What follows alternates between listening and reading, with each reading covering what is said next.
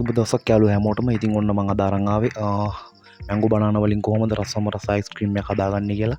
ඉතින් මේක කරන්න ලේසි.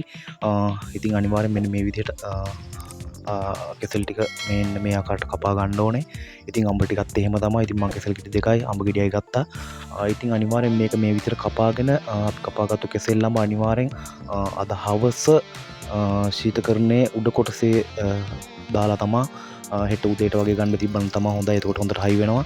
ඒ වගේමයි කිරි එකත් අපි පොල් ගෙඩියක විතර කිරි වේලිච්ච ගෙඩියක විතර කිරි මිරිකගෙන අනිවාර්යෙන් ඒකත් අද හවසම දාන්න ඕනේ ශීතකරණයේ යට කොටසේ උදේම ගන්න.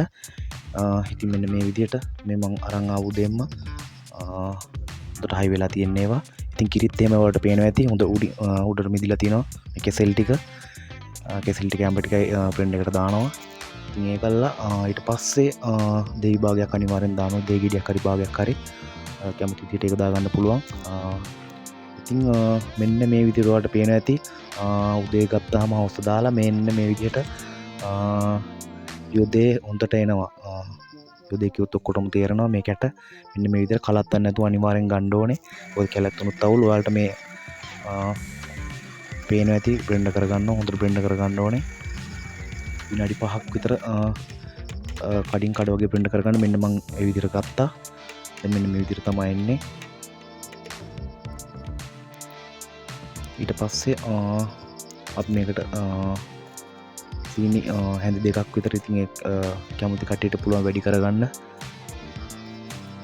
ඊට පස්සේ මෙන්න හොඳට අපි මිශ්‍ර කරගන්න ඕනේ. මෙන්න මේ විදිහට වලට පේන ඇති හොඳට. මම ඩයි බිඳු දෙක තුනක් එකතු කරා. මොකද මේ පාටට ලස්සනට තියෙන්න ඕනේ හින්දා. ඉතින් අවුලක් නැහැ. කැමති කට්ටියට කැමති පාටක් දාගන්න පුළුවන්.